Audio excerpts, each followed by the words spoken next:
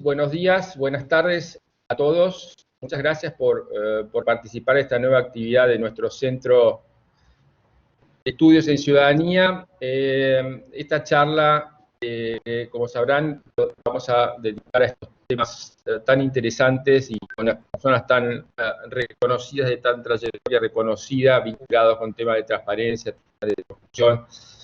Que algunos, tanto del sector público como del sector privado, han trabajado y trabajan tratando de aportar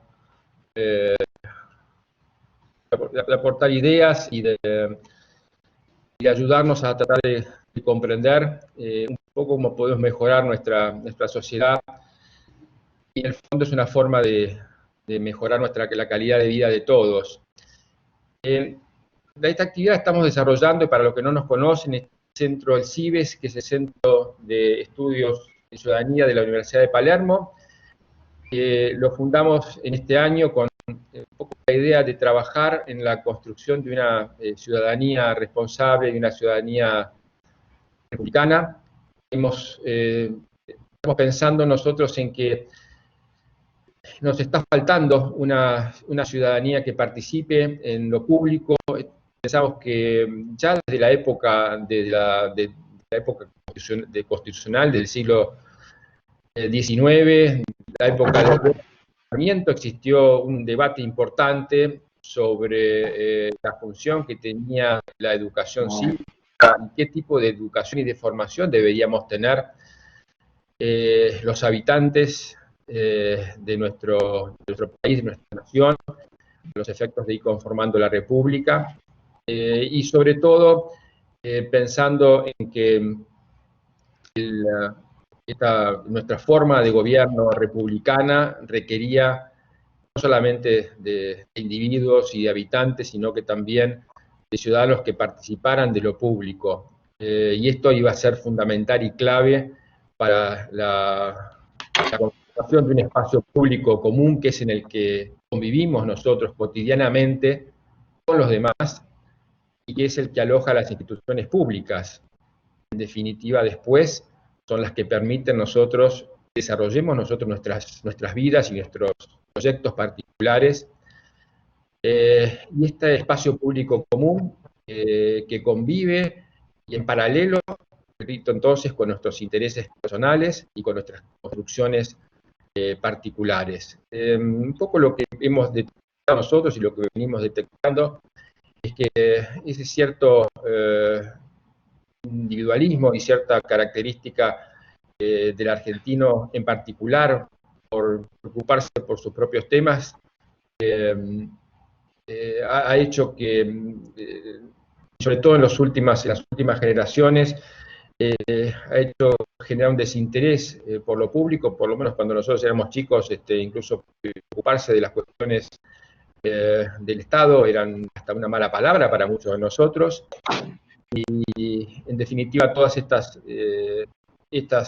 situaciones lo único que han generado es que los espacios se ocupan por otros y en definitiva no existe tal división entre lo público y lo privado, y este espacio en definitiva, y como decía antes, es el que aloja las instituciones públicas, que son las que luego permiten de una forma o de otra que nosotros podamos llevar adelante nuestros proyectos.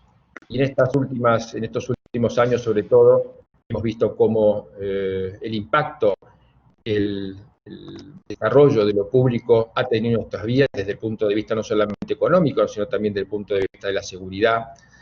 Y en estas últimas instancias y épocas hemos visto cómo ya la gente empieza a hablar y preocuparse de nuestra forma de gobierno, de la República, de las instituciones, de la división de poderes, cuando antes era cosa que la gente, los individuos, no se preocupaban tanto por esto. Entonces, un poco, este es el objetivo del centro, empezar a trabajar en esa transición entre el individuo y habitante hacia el ciudadano, preocupado también por la cosa pública.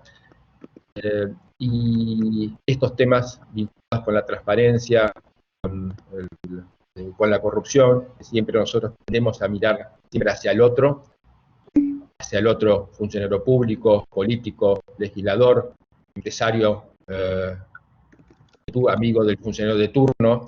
Pues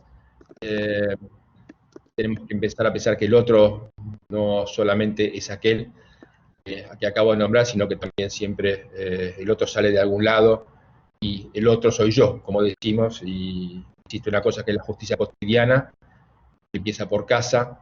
Tendríamos que pensarnos en cómo podemos pensar en a realizar esa justicia que implica seguir a cada uno lo que corresponde en nuestros actos de la vida cotidiana y cómo colaborar entonces en construir una sociedad pacífica e inclusiva partiendo de nuestra propia conducta. Esto gira entonces las actividades que realizamos en el centro y con esto entonces pienso seguir participando y lo dejo a Mariano entonces para que haga la presentación y agradecerles nuevamente por estar con nosotros. Muchas gracias y Mariano te lo dejo a vos entonces.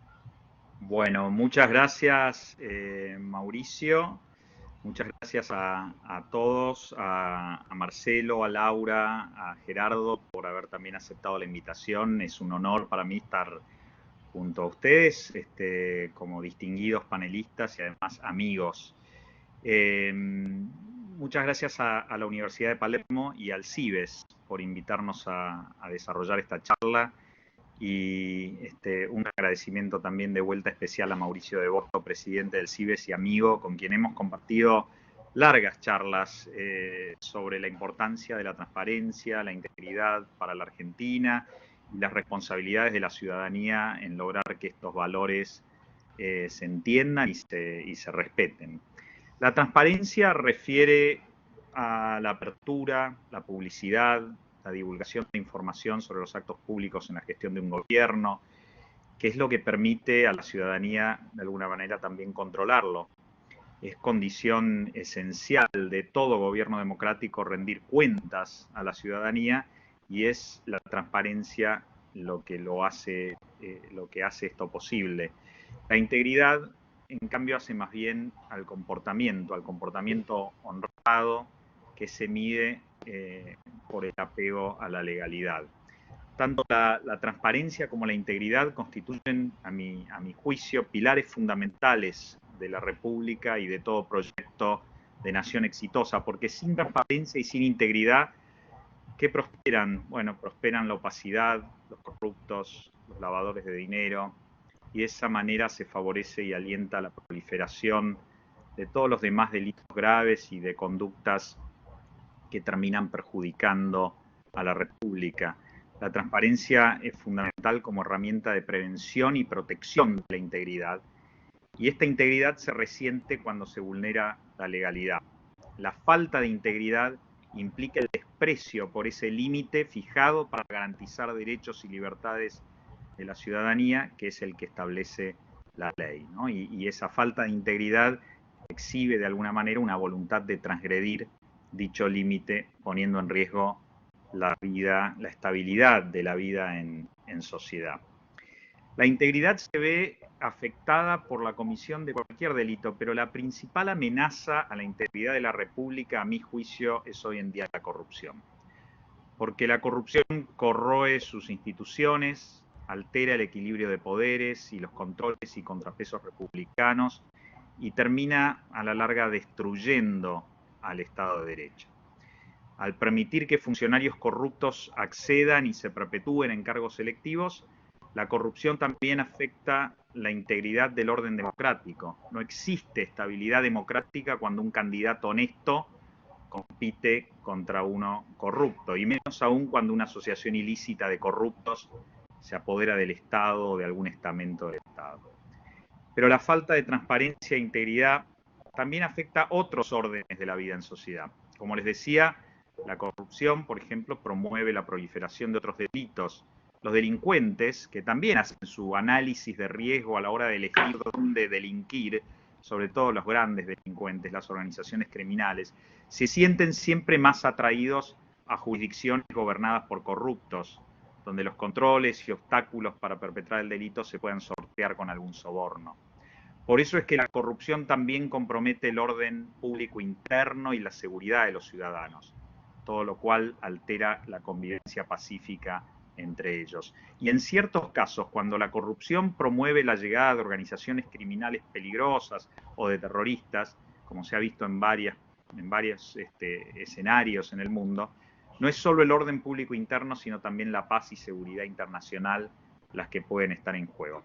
Por eso es que no llamó la atención que el presidente electo Joseph Biden acabe de anunciar que tan pronto como pueda asumir su gestión, como compromiso supremo de los Estados Unidos, emitirá una directiva de política presidencial estableciendo a la corrupción como un interés de seguridad nacional central y una responsabilidad democrática.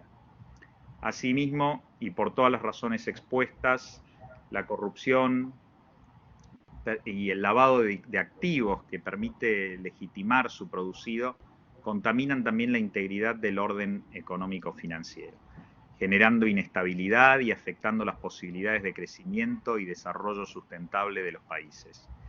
En efecto, la corrupción altera las reglas de la sana competencia en los mercados y afecta así el clima de negocios, la capacidad de atraer inversiones y, en definitiva, la oportunidad de desarrollar el potencial productivo de un país con todas las distorsiones a las que esto lleva y que tanto conocemos los argentinos. Para cerrar, la responsabilidad por consolidar un ambiente íntegro y transparente yo creo que es de todos. Es obviamente del Estado y de quienes tienen responsabilidades de control en sus manos y que deben ejercerlas con convicción y valentía. Es de los gobernantes que deben promoverla liderando con el ejemplo. Es de los empresarios que deben cuidarla no cayendo en las trampas de la corrupción. Pero es también de todos los ciudadanos que deben comprender y valorar la importancia que estos asuntos tienen y la correlación que existe entre la falta de integridad y transparencia y muchos de los problemas graves que nos afectan en el día a día. El propósito de este evento es justamente contribuir a que la ciudadanía tome mayor conciencia sobre estos temas y nos ayude a proteger estos valores. Bueno, con esta introducción, sin más, me gustaría presentar a los participantes. Es un panel de lujo. Tenemos el honor de compartirlo con Marcelo Scaglione, que es fundador y director de Nuevas Ideas, Consejo Estratégico para Boards, y fue subsecretario de Estado entre el 2016 y 2019, a cargo de liderar el proceso de acceso de la República Argentina a la OCDE. Tenemos a Laura Alonso, que es actualmente Regan Fasel Fellow del National Endowment for Democracy y fue titular de la Oficina Anticorrupción de Argentina. Y tenemos también a mi amigo Gerardo Bongiovanni, que es presidente de la Fundación Libertad y secretario general de la Fundación Internacional para la Libertad, que preside Mario Vargas Llosa. Sin más, me gustaría pasarle entonces la palabra en primer lugar a Marcelo para que nos comparta su reflexión sobre estos temas. Marcelo, todo tuyo. Muchas gracias, Mariano. Un placer compartir este panel con Laura y con Gerardo, y agradecido también a Mauricio, al CIBES y a la Universidad de Palermo esta oportunidad para seguir evangelizando sobre la importancia, como bien presentaba recién, de la transparencia y la integridad en las políticas públicas. Voy a tratar en estos 15 minutos de brevemente describir cuál es el impacto económico de la corrupción a nivel global, a nivel regional, en Argentina, cuál es la gobernanza y la agenda global en temas de integridad, lucha anticorrupción y transparencia, cómo creo que tiene que llevarse adelante en función de la experiencia del trabajo con la OCDE, la agenda de políticas de integridad, transparencia y lucha anticorrupción, de forma integral y sistémica con varios pilares, y qué hicimos y qué hay que seguir haciendo. En primer lugar, quisiera compartir con ustedes algunos indicadores económicos del costo de la corrupción. En la Unión Europea la corrupción cuesta 120.000 millones de euros. Esto es el equivalente al 1% del PBI. Y en los países emergentes este porcentaje puede alcanzar el 5%. Según el Foro Económico Mundial de Davos, el costo de la corrupción equivale al 5% del PIB global. Estamos hablando de una suma de 4 billones de dólares. La corrupción también equivale en promedio al 10% del costo total de los negocios a escala global, y este porcentaje puede alcanzar el 20% en el caso de las industrias extractivas. Trasladar una empresa de un país con un bajo nivel de corrupción a un país con un nivel de corrupción mediano o alto equivale a esa inversión que pague un impuesto adicional del 20%. Por otro lado, la OCDE también ha calculado que cada punto de mejora en el índice de integridad de los países conlleva un aumento, un incremento de entre el 0,9 y el 0,6 y el 0,9 en la tasa de crecimiento del PBI per cápita. Y otro número muy importante, otro indicador importante, el 80% de los sobornos transnacionales pagados en el mundo en los últimos 15 años, en un estudio que hizo la OCDE, fue realizado a funcionarios de empresas estatales por parte de empresas privadas. Otro de los indicadores que quiero compartir con ustedes tiene que ver con la corrupción en las compras públicas. En América Latina las compras públicas representan entre el 10 y el 15% del PBI. Y según la OCDE, los sobrecostos de corrupción pueden alcanzar hasta un 25% de los contratos, donde la cartelización juega un rol muy importante, sobre todo en la obra pública. Sobre esta base de los datos de la OCDE, entonces los sobrecostos representan entre el 2 y el 4% del PBI. En Argentina, con un PBI promedio de aproximadamente 500.000 millones de dólares anuales, esto representa entre 11.000 y 22.000 millones de dólares que se pierden a causa de la corrupción. Y esto podemos encontrar el correlato tanto en las causas de los cuadernos como en Odebrecht. Recuerdo cuando Mariano dirigía la unidad de inteligencia financiera, la UIF, se hicieron cálculos que estaban en línea con estos montos, incluso superiores. ¿Pero qué significa corrupción?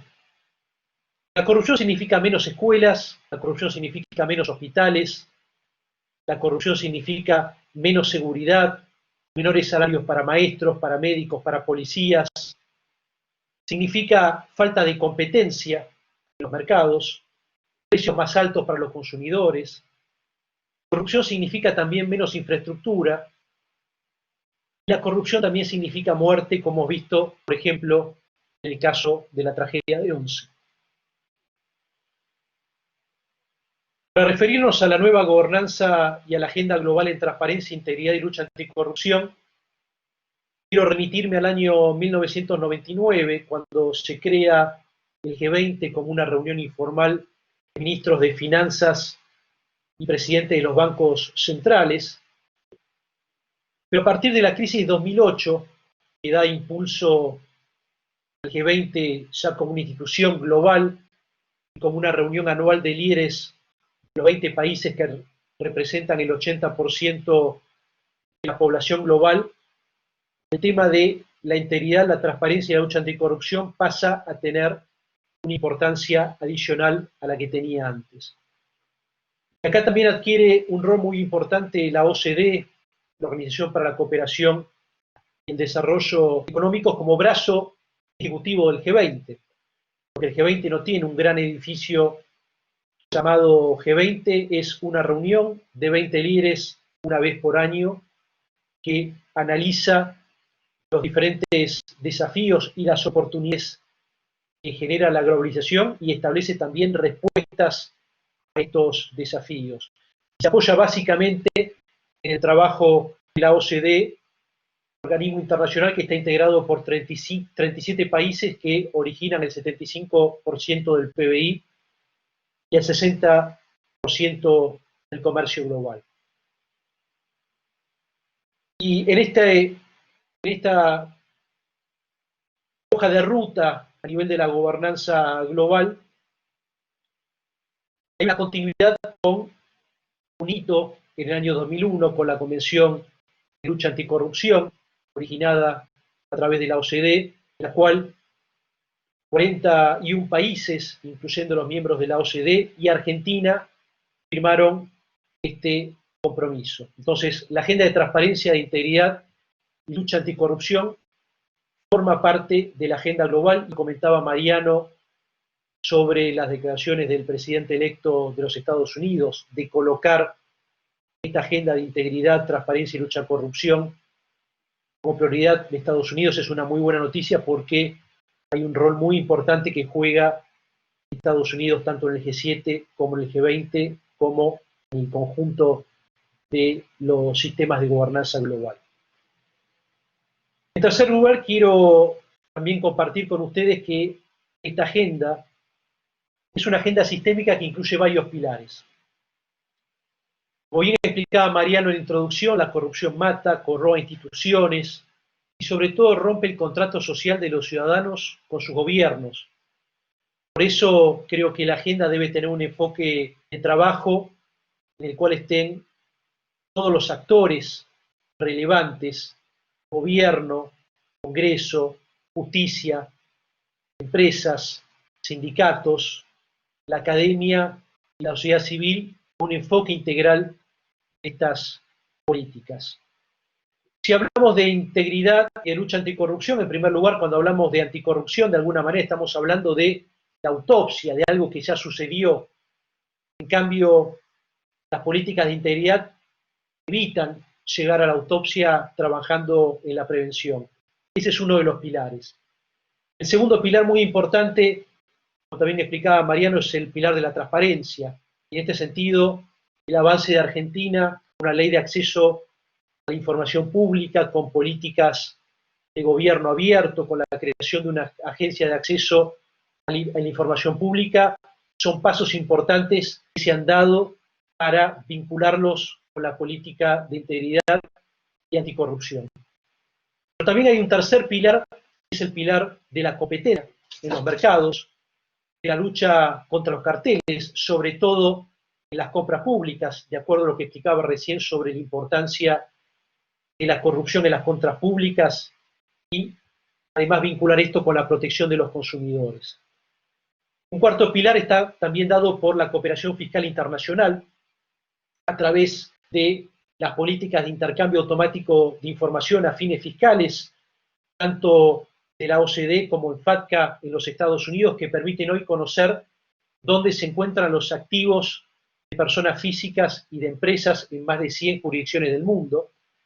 En el caso de Argentina, no solamente hemos avanzado en los 4 años del gobierno del presidente Macri en este tema, sino que también a nivel de la AFIP y bajo el paraguas de la OCDE se creó una academia para la lucha contra los delitos tributarios complejos, que es la tercera academia de este tipo en el mundo y que sirve para formar a nuestros funcionarios no solamente en Argentina, sino en el conjunto de los países de América Latina. Un quinto eje tiene que ver con la mejora regulatoria y la simplificación administrativa, otro de los pilares importantes de convergencia con las buenas prácticas internacionales de la OCDE. El exceso de regulaciones genera kioscos, genera peajes que favorecen a la corrupción, por eso la mejora regulatoria y la simplificación administrativa tienen que trabajar para evitar este exceso regulatorio. Un sexto pilar está dado por la gobernanza corporativa, tanto en las empresas del sector público como en las empresas del sector privado. No nos olvidemos que la crisis sistémica del año 2007 y 2008, que luego se contagió al conjunto del planeta, se originó en Estados Unidos y luego se contagió a Europa y al conjunto del mundo, se originó en fallas en los sistemas de gobernanza corporativa de las grandes corporaciones. Y por último, el séptimo pilar, y uno de los estratégicos, tiene que ver con el pilar de la justicia y los organismos de control independientes, modernos y efectivos. Para finalizar, quiero comentar brevemente qué hicimos en Argentina para converger con estas buenas prácticas internacionales, y hay que seguir haciendo. En primer lugar, un hito importante estuvo dado por la aprobación de la Ley de Responsabilidad Penal Empresaria en el año 2017, con un enorme trabajo liderado por Laura desde la Oficina Anticorrupción junto con sus equipos. La OCDE siguió de cerca el proceso legislativo que culminó la sanción de una ley, una buena ley, que se trabajó en forma conjunta con todos los actores interesados y que se aprobó de forma unánime en el Senado de la Nación y casi por 2/3 en la Cámara de Diputados en segunda lectura. Y que también es una consecuencia del trabajo muy activo en el grupo de anticohecho internacional de la OCDE, donde luego de 3 años intensos, donde nuestro país fue evaluado, Argentina pasó con éxito la fase 3 de la OCDE. En segundo lugar, otro hito muy importante, la adhesión a la recomendación sobre integridad pública de OCDE y la revisión de la integridad en el sector público nacional, también a través de la OCDE. En el año 2017 la Argentina adhirió a esta recomendación del Consejo de la OCDE sobre integridad pública, reforzando las prioridades establecidas en cuanto al fortalecimiento institucional, la lucha contra la corrupción y la promoción de la integridad pública. Y también durante 2 años pasamos un examen extremadamente exigente por parte de la OCDE y sus países miembros, lo pasamos con éxito. Argentina fue el 5.º país de América Latina en participar de este proceso, luego de México, Brasil, Perú y Colombia, y permitió comparar a nuestro país con las mejores prácticas de la OCDE a nivel global.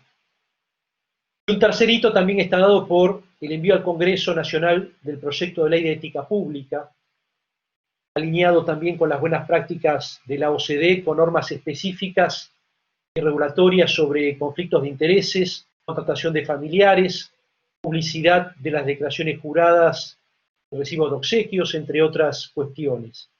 La iniciativa fue elaborada también por la Oficina Anticorrupción, junto con la Secretaría para el Fortalecimiento Institucional de la Presidencia de la República, que recibió también el apoyo importante de la sociedad civil y de la academia.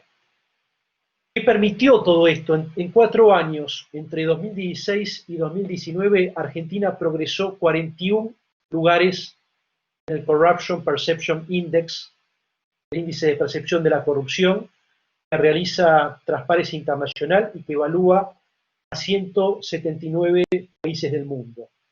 Cuando comenzamos la gestión del gobierno, Argentina estaba en la posición número 107 y finalizamos en el número 66 en el año 2019, pero todavía queda mucho para mejorar. Y para finalizar, hay que seguir haciendo a nivel global, y hace muy pocos días mantuve una reunión con expertos de la OCDE.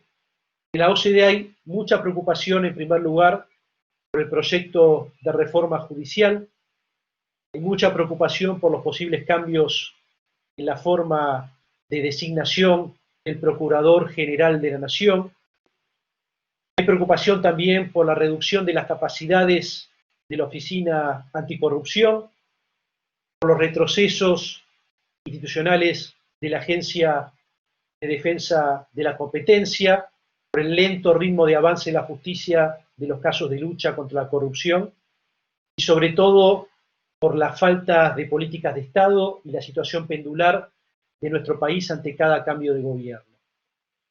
Uno de los principales objetivos de la política económica, y lo ha expresado el gobierno del presidente Fernández, es la generación de dólares genuinos a través de las inversiones y el aumento de las exportaciones.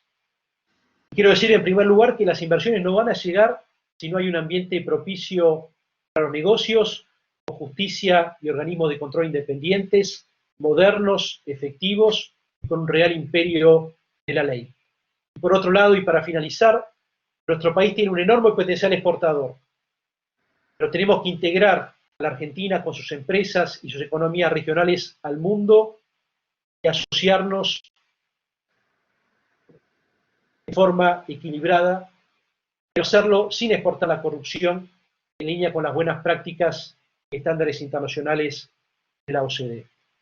Muchas gracias y quedo luego a disposición de las preguntas que formule el público.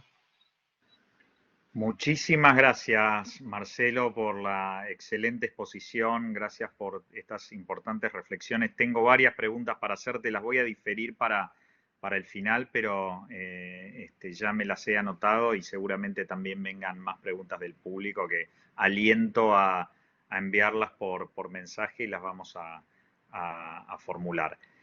Ahora entonces le pasaría la palabra a Laura Alonso para que nos comparta su reflexión.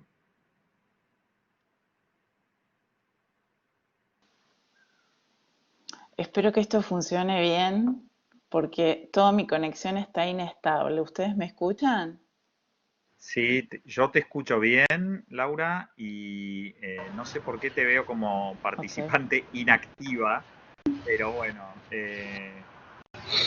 estás activa por lo que Bueno, veo. no te preocupes, no anda muy bien. Si cualquier cosa me sacas del aire, sí, vemos que no funciona. Bueno, quiero agradecer a Mauricio por la invitación al CIBES. Estoy escuchando mucho ruido, así que no sé si estamos siendo interferidos o qué. Les quiero agradecer la invitación. Pedir sus opiniones personales, o sea, si mi experiencia o disclaimer no tienen ni representa mis opiniones a las del National Endowment for Democracy, del cual soy fellow.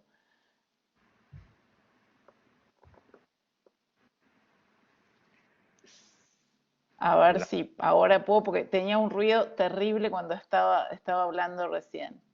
Dicen que se escucha perfecto. Bueno, gracias. Entonces yo voy a arrancar y cualquier cosa vos me sacás del aire. Perfecto. Bueno, me ahorró un montón de trabajo Marcelo.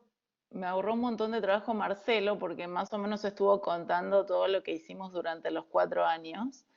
Y yo quiero entonces aprovechar para hacer otro ingreso al problema de la corrupción o al de la integridad y la transparencia, que por ahí no es tan específico, y es a través de la calidad del régimen político, la calidad de la democracia que tenemos. Y me parece que ahí hay un punto que es clave. Yo estoy estudiando últimamente por esta beca que he tenido y que tengo, la calidad de los sistemas políticos. Y la verdad es que las democracias han estado en declinación durante los últimos años de una manera muy, muy notoria. No, me parece que la hemos perdido a Laura. Se dejó de escucharte, Laura. A ver si ha salido de la sesión, a ver si logra reentrar.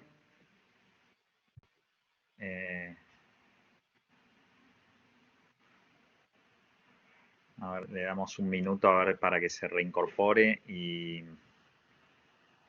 volvemos a intentarlo.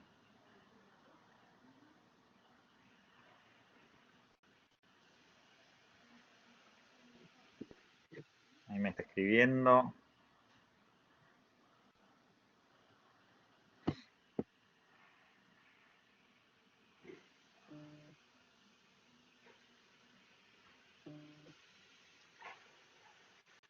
Bueno, ahí se está tratando de conectar de vuelta.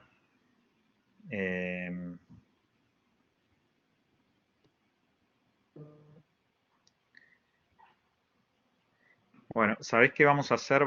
Mientras Laura trata de solucionar este problema, vamos a pasar a vos, Gerardo, porque ahí está teniendo alguna dificultad aparentemente que la va a tratar de solucionar trasladándose a un lugar más seguro. Y te paso entonces a vos, Gerardo, la palabra para que nos compartas tu reflexión sobre estos temas, también desde tu óptica, que es muy importante, que tiene que ver con la defensa de nuestras libertades, ¿no?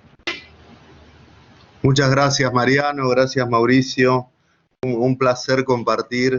Me da un poco de vergüenza, tengo que decirlo, compartir con dos expertos como son Marcelo y Laura en estos temas. Yo soy un amateur y además estoy en Rosario, una ciudad sitiada por una banda llamada Los Monos, que es casi el símbolo de lo que es la corrupción y esta convivencia entre un Estado en muchas partes corrupto y bueno, y ciertos operadores, en este caso del narcotráfico, ¿no? Yo soy miembro de una sociedad que se llama Mont Pelerin Society, que fue creada en 1947 por Friedrich Hayek, un premio Nobel. La integraron muchos premios Nobel, Milton Friedman, Ronald Coase. Y yo participé en un par de reuniones, una de ellas me recuerdo bien en Barcelona, donde se discutía el tema de la corrupción. Porque había un grupo de liberales, yo creo que un poco provocativamente, que decían que en realidad había que ver a la corrupción como un costo de transacción, ¿no? Era la época de eso que se llamaba el neoliberalismo, ¿no? Una cosa que a los liberales, a los que nos sentimos y definimos como liberales, nos ofende mucho el término neoliberal, pero bueno, se hablaba de eso y era, por ejemplo, la época de Menem, ¿no? O la época de las Salinas de Gorlari o de Collor de Mello, que duró poco. Y entonces algunos liberales, yo creo que más que nada con objetivos provocativos, decían, bueno, la corrupción al fin del día es un costo de transacción, hay que tomarlo como tal cosa, ¿no?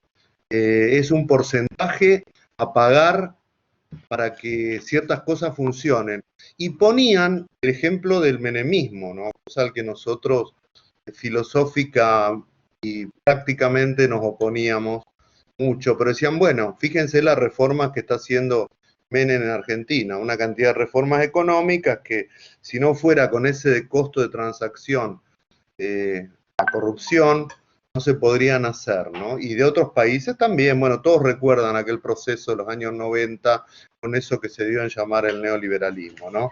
Bueno, la mayoría de los liberales tenían una posición más institucionalista. El propio Vargas Llosa era uno de los que encabezaba el ala principista, para decirlo de alguna manera, y la verdad es que cuando uno ve, porque yo lo escuché muy atentamente a Marcelo hablar de los costos de la corrupción, son impactantes, ¿no? Cuando uno ve ese estudio que tiene el BID, donde dice que en América Latina el 5% del gasto público se va en filtraciones, en Argentina parece que es el país donde más se va en filtraciones, algunos dicen el 7, el 8.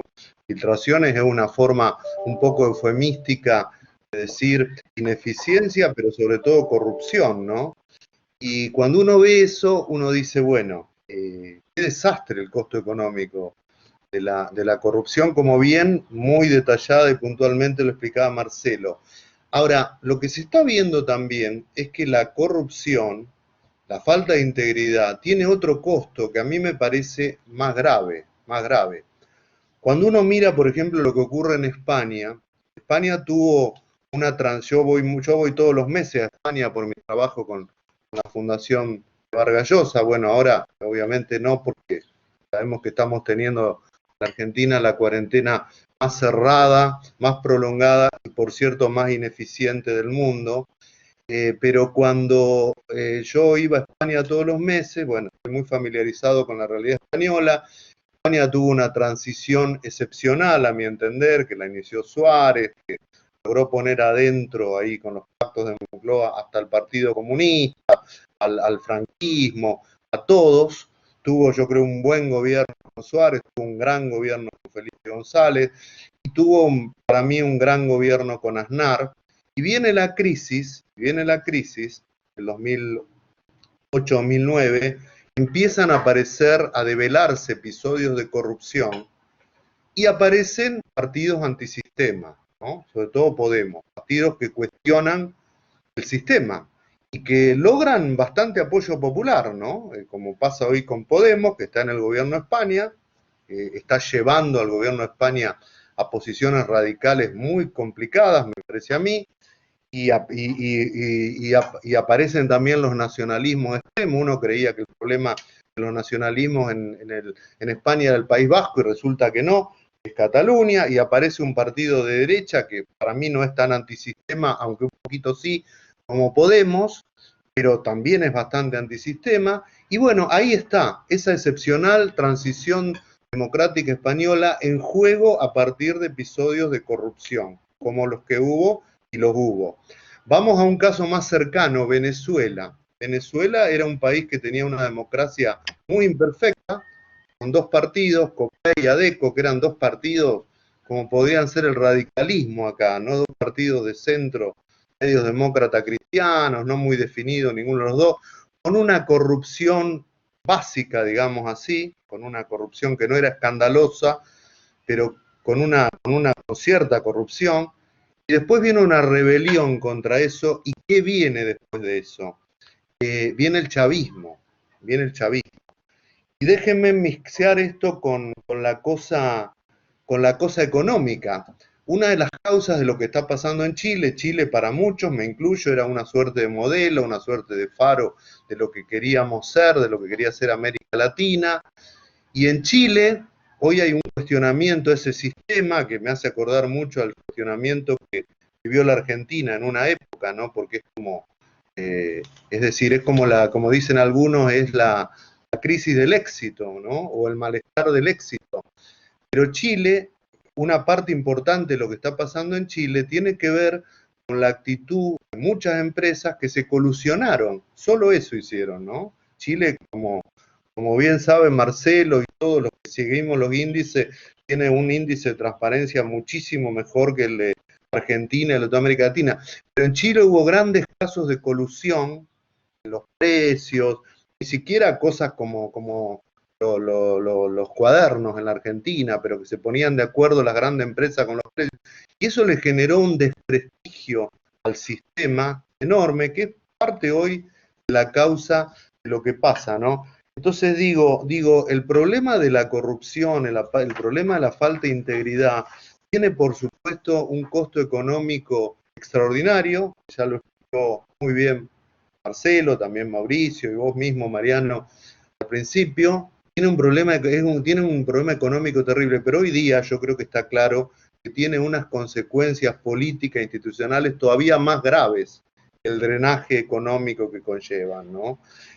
Conllevan que la gente empiece a descreer en el sistema político, en los partidos políticos, en las instituciones económicas, y empiecen a buscar aferrarse a los Chávez, o a los Pablo Iglesias, o veremos quién en otros países, ¿no? Entonces a mí me parece que es un tema absolutamente central. Me parece que yo como liberal creo, y esto lo aprendí mucho de Vargas Llosa, porque Vargas Llosa ha roto con presidentes a los que apoyó mucho, como por ejemplo Toledo, ¿no? Que en parte fue presidente por él, por episodios de corrupción.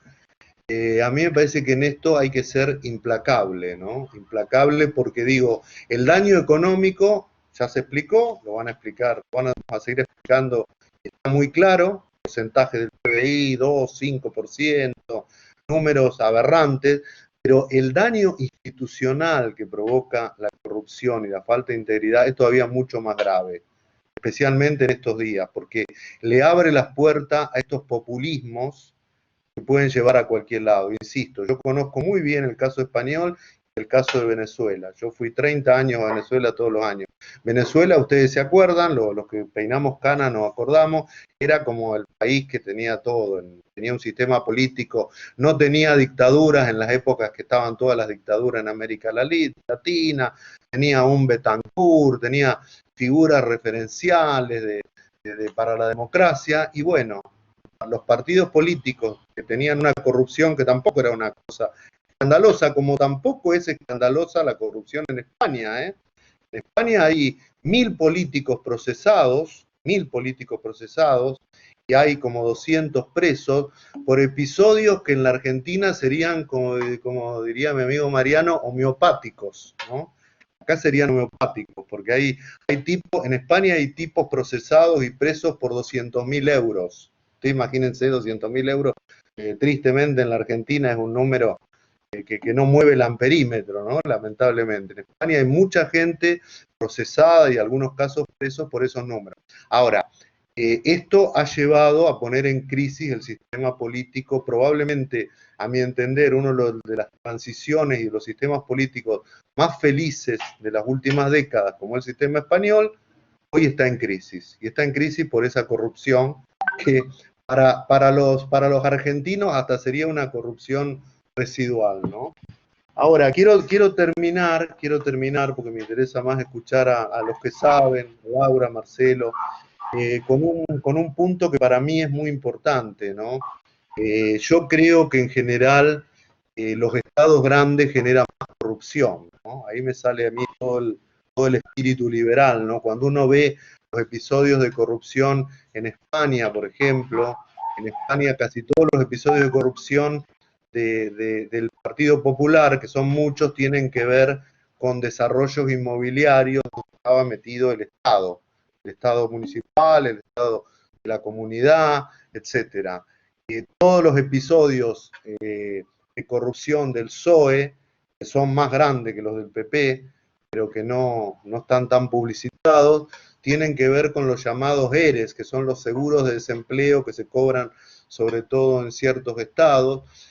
Cuando uno mira lo que pasó acá, los cuadernos, con la obra pública o con la energía, la verdad es que casi siempre tiene que ver con un tamaño del Estado. Yo creo que un Estado grande fomenta más corrupción. Y alguno me dirá, bueno, Suecia y Noruega tienen estados grandes, sí, tenían estados muy grandes, ahora por suerte para la imagen del mundo los están reduciendo, pero bueno, es verdad, son otros países, ¿no? Yo creo que aquí me parece que parte del trabajo que hay que hacer en la Argentina es tener un Estado acorde a lo que la sociedad puede pagar y por supuesto una cantidad de cosas como las que comentó Mariano o Marcelo, que yo sé que hicieron, yo sé el esfuerzo, que conozco bien el trabajo de Mariano, el esfuerzo que pusieron en transparentar una cantidad de cosas. Bueno, lamentablemente esto no pudo seguir de momento, esperemos que se retome en algún momento,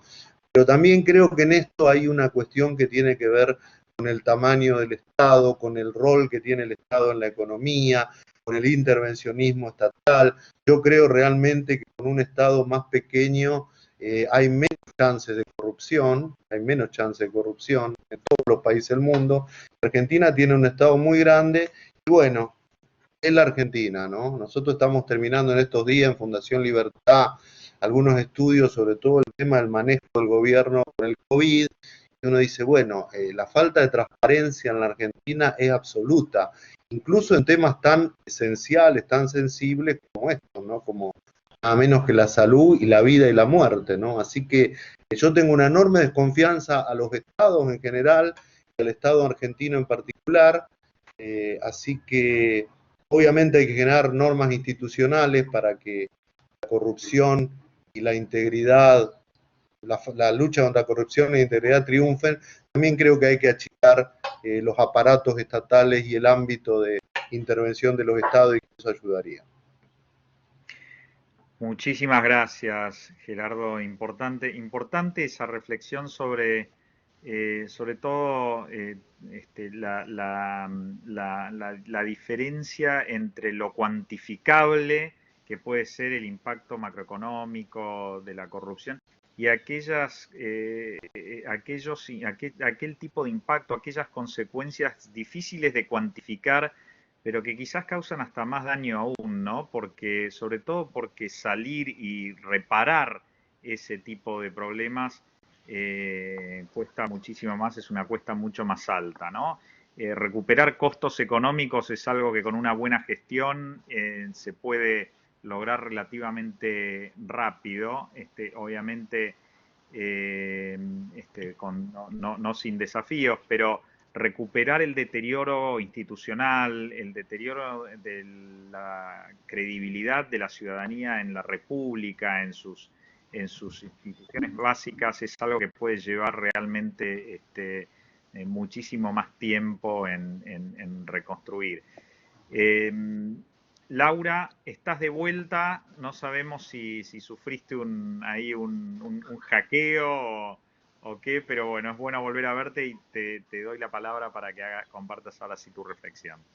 Gracias, les pido disculpas, pero me pasé de la computadora al teléfono, así que vamos a ver si tenemos más suerte y esperemos que no llame nadie. Les decía cuando empecé que primero mis opiniones son mías y que en nada comprometen ni tienen que ver con la institución que en este momento me aloja como fellow, que es el National Endowment for Democracy, así que tengo que hacer este disclaimer antes de empezar a hablar. También decía que me ahorró un montón de comentarios la intervención de Marcelo, sobre todo desde el punto de vista de la OSD. Y sí quería entrar, lo escuché ahora hacia el final a Gerardo, sobre cuestiones vinculadas con la calidad institucional. Yo creo que hay, primero, a nivel global hay un cierto desánimo, porque es lo que vengo encontrando, y también quizás localmente, ¿no?, con las políticas de corrupción y de integridad y su efectividad. Esto no quiere decir que estén mal pensadas, digamos, yo sigo defendiendo el acceso a la información pública, la digitalización de todos los ámbitos y archivos del Estado, el cruzamiento de información para hacer control, bueno, todas las cosas que la verdad es que se han hecho y espero que se sigan haciendo en la Argentina, ¿no? No voy a hacer un comentario de la actualidad. Pero sí creo que hay una situación que tiene que ver con cierto embate contra las democracias liberales que se está viendo en la última década con la aparición y la emergencia de populismos y de algunos liderazgos autoritarios que van en detrimento de autocracias que han utilizado las elecciones para llegar al poder, como mencionaba el caso de Venezuela Gerardo antes, que están yendo en detrimento de las buenas prácticas de gobernanza, de la transparencia, de la integridad, de la división de los poderes, del Estado de Derecho. Y por eso yo quería también hacer una entrada como un poco más desde arriba, no la mirada de vamos a ver las declaraciones juradas o vamos a ver si funciona la auditoría general, sino qué está pasando con las democracias liberales en el mundo, que son esas democracias que de la Segunda Guerra para acá trajeron a muchos países a instancias de progreso y desarrollo inéditas en la historia de la humanidad. Marcelo siempre menciona el caso de Corea, de la Corea buena, ¿no?, cuando hablamos de desarrollo, de buenas prácticas y de desarrollo en 40 años, o sea, en 4 décadas de un país como Corea, que era probablemente un país mucho menos desarrollado que la Argentina hace 40 años atrás. Entonces acá me parece que hay una lectura para hacer respecto de los populismos y de ciertas autocracias o esta nueva categoría de los autoritarismos competitivos, porque lo que se está viendo en el mundo, más allá del caso de Venezuela, que es una dictadura, y de otros en África y algunos en el asiático, incluso algunos a punto de convertirse en dictaduras en el este de Europa, es que frente a las democracias liberales empiezan a aparecer estos autoritarismos competitivos, donde los que gobiernan empiezan a gobernar con un puño de hierro, se llevan puestas las reglas que todos conocimos, que parten del constitucionalismo liberal, que le trajeron tanto desarrollo económico al mundo y mejora y progreso a las sociedades, y todo el mundo empieza a alarmarse por esta situación. Entonces yo no quiero dejar de atar, y por eso la ato ahora en este comentario, a la calidad de nuestra democracia y a la calidad de las democracias liberales en América Latina, o su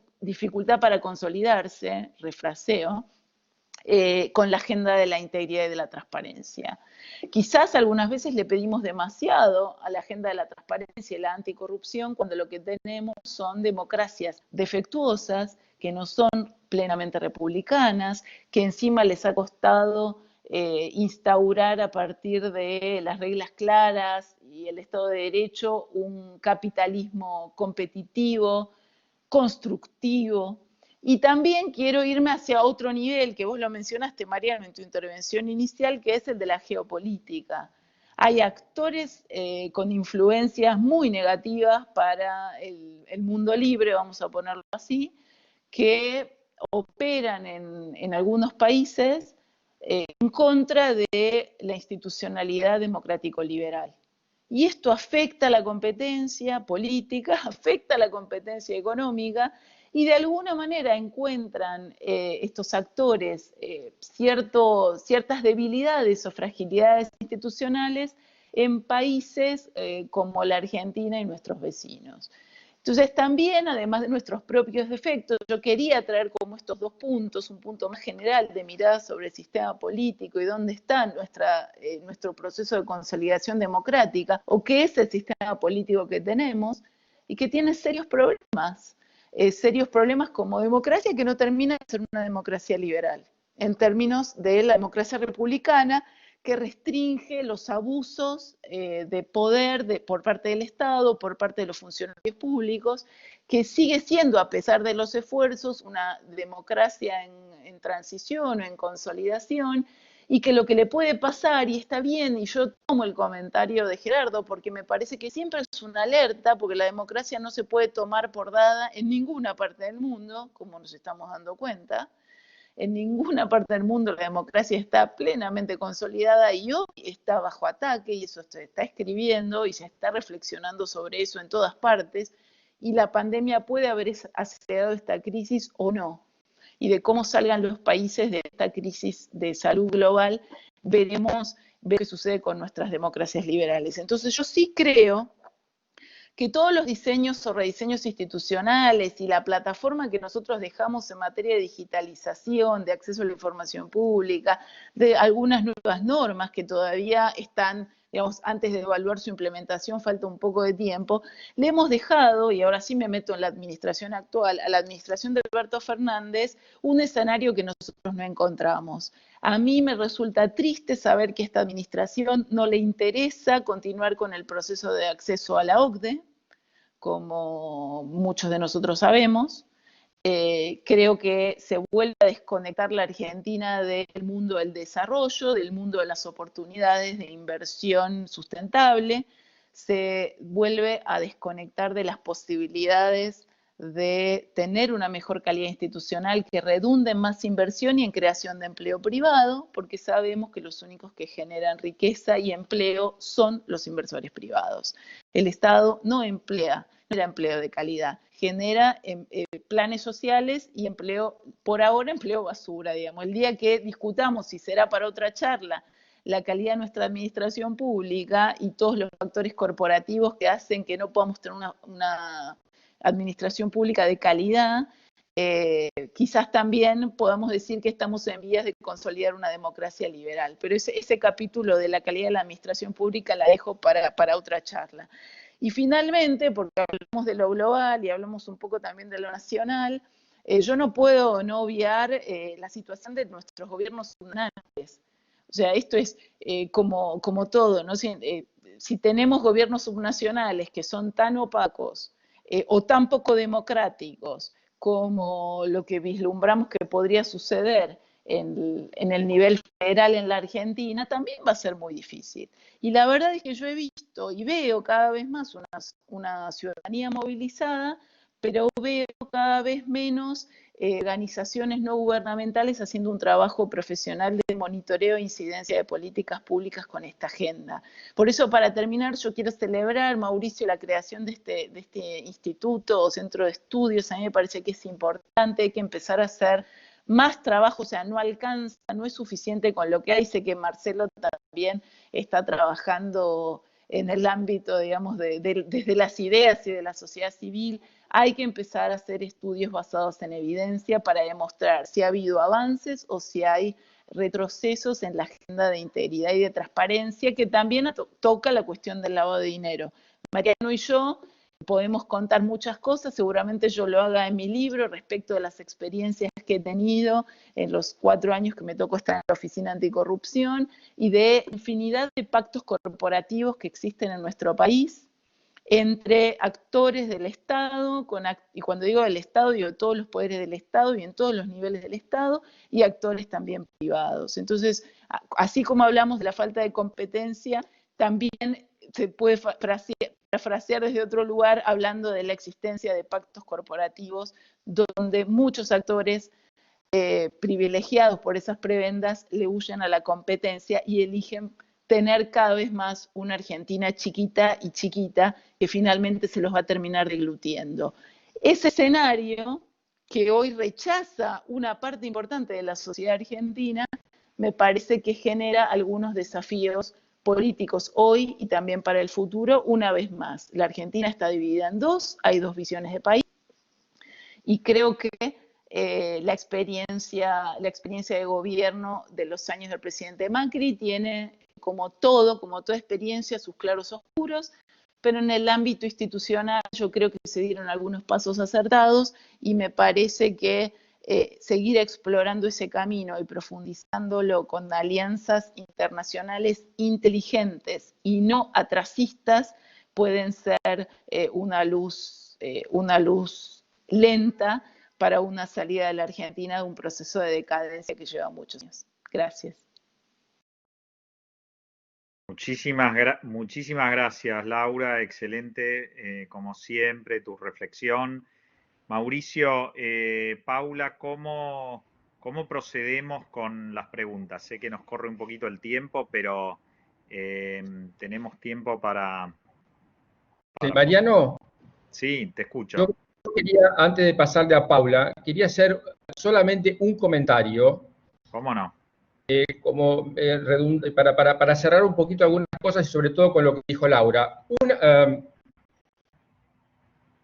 tema de la ciudadanía y la participación ciudadana que hemos tenido y que tenemos ahora, sobre todo, van a las marchas y un poco yendo a lo que también hablaron sobre el tema del caso de España y cómo surgió Podemos, que en definitiva salió por el tema de los indignados y que nadie recogió ese guante y lo recogió y de ahí salió Podemos. Uno de los grandes desafíos que yo creo que deberíamos empezar a trabajar, porque estamos creando confusiones, es empezar a hablar, en lugar de hablar de tanto que es políticamente correcto, sobre todo a partir del 83, empezar a hablar de nuestra forma de gobierno constitucional, empezar a hablar de la república en lugar de democracia. Nuestra forma de gobierno es una república, nuestro sistema es un sistema republicano. La democracia como tal se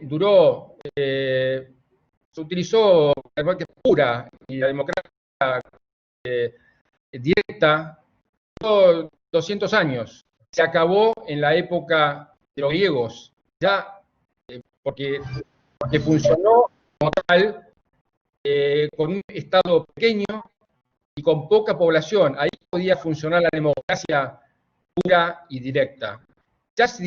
Ya en la época de los romanos apareció la representación. Ya leemos en Cicerón y después fue recogida en la Edad Media, Maquiavelo, las ciudades del medioevo italiano. Después, durante 18 siglos, hasta fue recogida en el siglo XVIII, fue recuperada y revivida la democracia por la República. Y así llegó a nosotros la democracia por la República. Y así fue recogida en los debates de Sarmiento y de Alberti. Llegó la democracia a nosotros a través de la República, y es la República la que introduce la democracia en la Constitución de los Estados Unidos, y así llega a nosotros.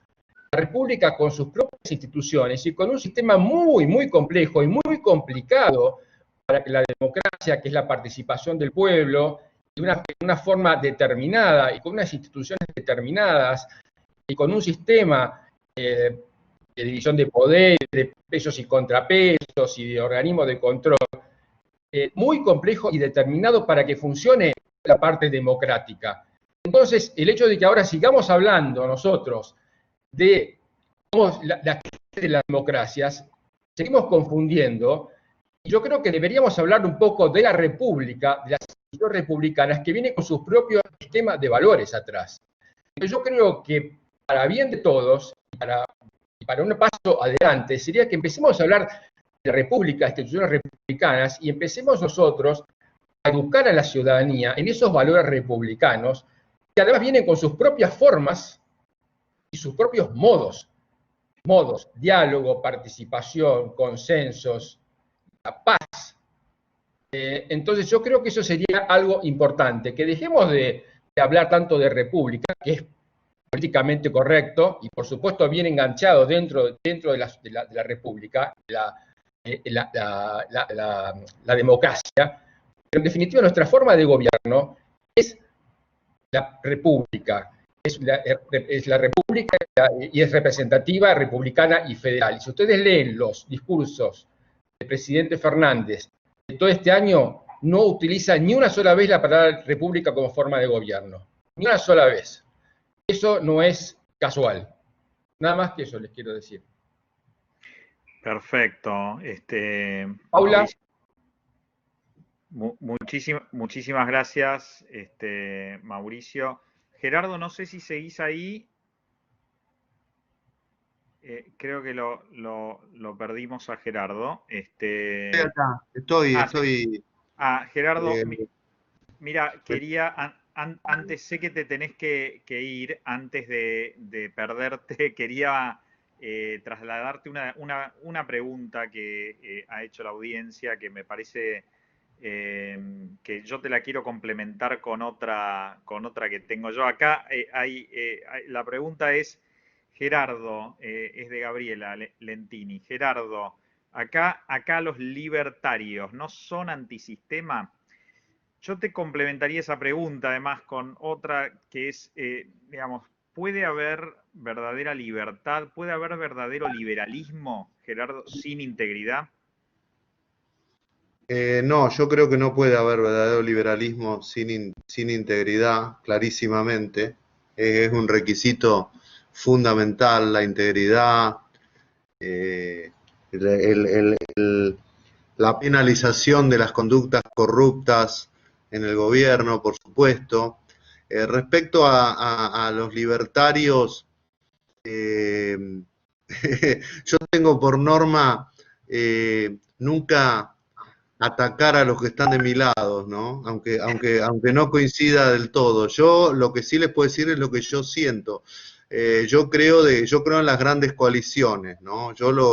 Los gobiernos que yo admiro son los gobiernos de los cambios extraordinarios que yo admiro, son el que hizo Ronald Reagan en Estados Unidos, el que hizo Margaret Thatcher en Gran Bretaña o el que hizo Aznar en España. Todos ellos encabezaban coaliciones donde había conservadores, demócratas cristianos, liberales, libertarios. Yo me siento más cómodo con los grupos liberales, por supuesto, pero me parece que las opciones políticas testimoniales, nada, no aportan mucho. Y lo digo con la tranquilidad de que yo participé en 3 opciones políticas testimoniales, pues yo participé en un partido libertario en el año 82, cuando tenía 20 años, después milité 5 años de mi vida en la UCD, y después le dediqué un año largo en mi vida a armar Recrear. Entonces, con esa tranquilidad de haber estado en partidos que eran partidos más bien pequeños, digo que a mí me parece que hay que trabajar en coaliciones, y desde luego la coalición hoy Juntos por el Cambio, ¿no? Dicho esto, creo que algunas personas, más allá de sus estilos peculiares, en el caso argentino, digo, están haciendo un aporte a que mucha gente, sobre todo mucha gente joven, visualice un tema que es, por ejemplo, el gasto público, los impuestos. Creo que todos saben a quiénes me refiero, ¿no? Además, yo les tengo aprecio a algunos de ellos, ¿no? Pero me parece que están haciendo un aporte, hay una efervescencia de ideas liberales muy fuerte entre los jóvenes, y tiene que ver con estas personas que son un poquito antisistema, es verdad, son un poco antisistema, ¿no? Pero claro, es que el sistema en la Argentina hay un sistema que se devoró al gobierno, al mejor gobierno que tuvo la Argentina, que fue el de Mauricio Macri, a mi juicio. Bueno, no pudo cambiar ese sistema, ¿no? Y lamentablemente terminó perdiendo una reelección que un año y medio antes parecía asegurada.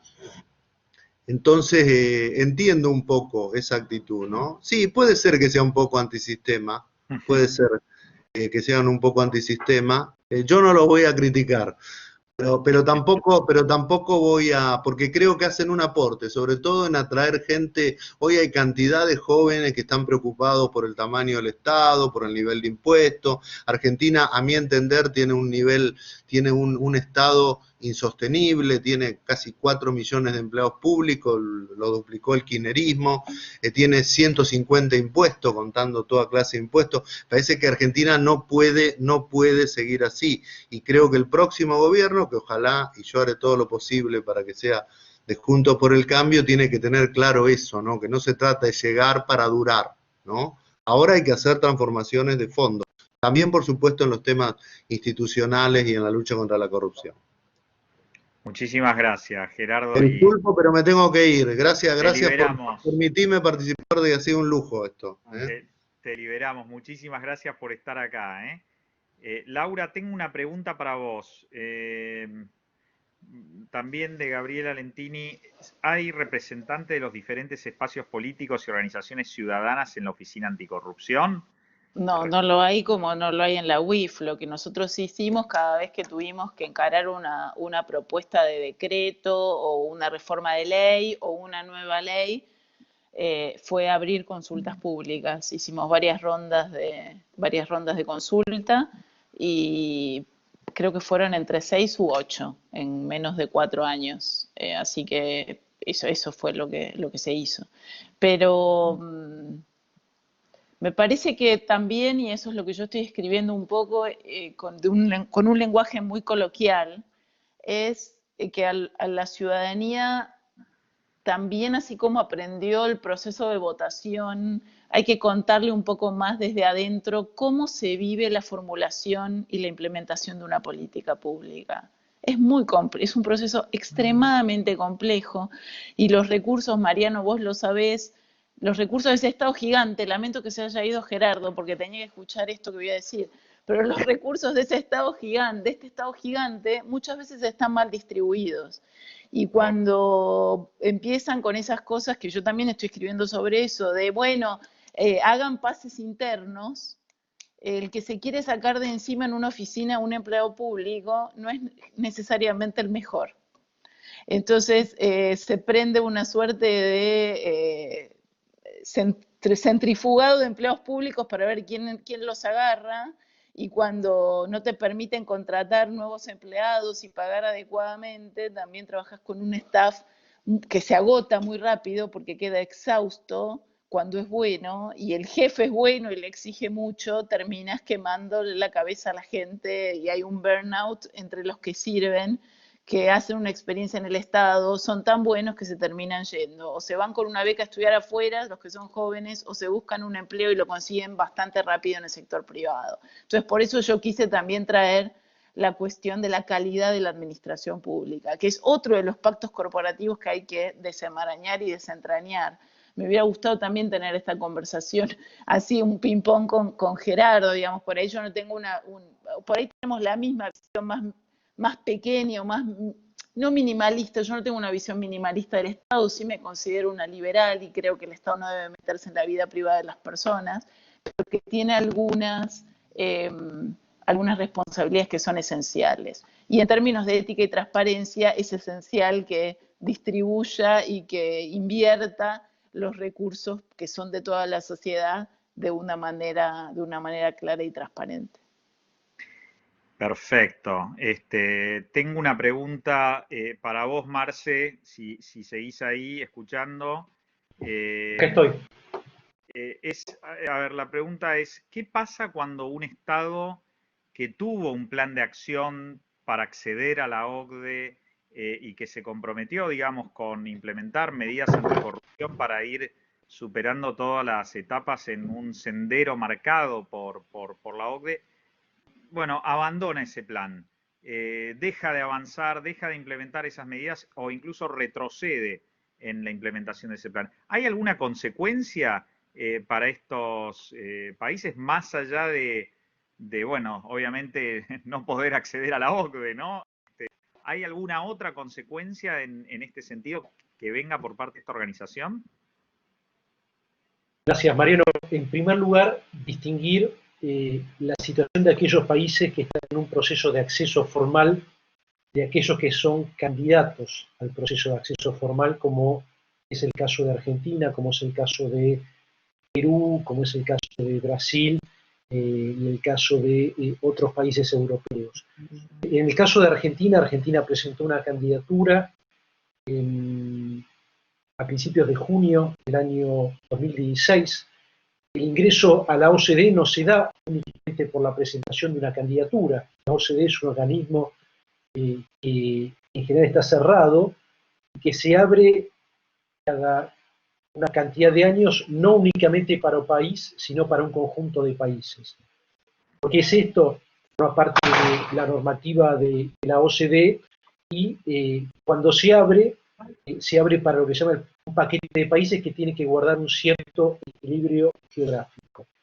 En los 4 años en donde Argentina, además de presentar la candidatura, armó un plan de acción con 2 etapas, una para el periodo 2016-2017 y otra para el periodo 2017-2019, Argentina completó todos los compromisos que asumió con los países miembros de la OCDE en el plan de acción. De hecho, no solamente los completó, sino que los sobrecumplió. Con lo cual, de ese lado, el país no ha tenido ningún tipo de pérdida de confianza, porque justamente los 2 planes de acción, las 2 etapas, las hemos cumplido y sobrecumplido. La complicación es cuando sos un país que está en un proceso de acceso formal, es decir, que te han invitado, eso sucede con otros países y ahí dejás el proceso. Esto hasta ahora no ha ocurrido en ningún caso, y tenemos casos, por ejemplo, como el caso de Chile, donde el proceso de acceso comenzó con una presidenta de centroizquierda, el caso de Michelle Bachelet, y lo finalizó un presidente de centroderecha, el caso de Sebastián Piñera. Esto se da cuando es posible tener políticas de Estado, la cooperación con los organismos internacionales. Todavía en Argentina estamos muy lejos de eso. Es un camino que tenemos que continuar porque si no lo continuamos perdemos confianza a nivel internacional, y la confianza es el principal activo tanto para poder atraer inversiones como para poder aumentar nuestras exportaciones. Excelente. O sea que estamos fijando precedentes nuevos de vuelta. Es la primera vez que ocurre una situación así, decís vos. Sí, es la primera vez que ocurre una situación así, pero también me gusta ver la parte positiva, porque el gobierno actual no ha dicho que está en contra del acceso argentino a la OCDE, tampoco ha realizado acciones para continuar con un compromiso fuerte, pero sí ha continuado con la participación en distintos comités y grupos de trabajo. Y doy fe que el secretario de Asuntos Estratégicos, Gustavo Vélez, y su equipo están liderando esto, presidencia, tienen una visión muy parecida respecto a la cooperación internacional y a la presencia de Argentina en los organismos multilaterales, pero también hay que decir que ellos tienen que realizar estas acciones dentro de una alianza de poder que no es del todo coherente. Perfecto. Bueno, estamos ya sobre la hora. Yo les agradezco a ustedes. Gerardo ya se nos fue, pero Laurita, Marcelo, realmente un honor haber estado en este panel compartiéndolo con ustedes por la amistad que nos une y por los valores que sé que nos unen, sobre todo en este tema de la integridad, donde desde nuestros respectivos ángulos y responsabilidades, creo que con toda honradez y con toda convicción tratamos de hacer un aporte a nuestro país. Y hoy me toca agradecerle también a Mauricio porque nos da esta oportunidad de desarrollar esta charla en el CIBES, en el marco del CIBES, que espero haya podido permitir, bueno, generar un poquito más de conciencia sobre la importancia que tienen estos valores para la vida en sociedad y para la protección de los valores republicanos, para la protección de la República, ¿no? Como decías, Mauricio. Así que muy, muy agradecido. Muchas gracias a todos por la participación y por las excelentes preguntas también. Y Mauricio, no sé si querés cerrar con alguna palabra adicional, pero de mi lado doy por concluido el evento. Solamente Laurita, Mariano y Marcelo, agradecerles la participación. Espero que nos podamos ver pronto físicamente y poder tomar un café y volver a charlar como en otras épocas. Y bueno, estamos a su disposición para lo que necesiten y espero que podamos juntos y trabajar juntos de nuevo en estos temas que creo que nos apasionan a todos. Así que muchas gracias de todos y a todos los que han participado. Bueno, ya nos comunicaremos de vuelta y estaremos haciendo alguna otra cosa juntos. Muchas gracias por todos por participar. Gracias. Chao. Gracias. Hasta luego.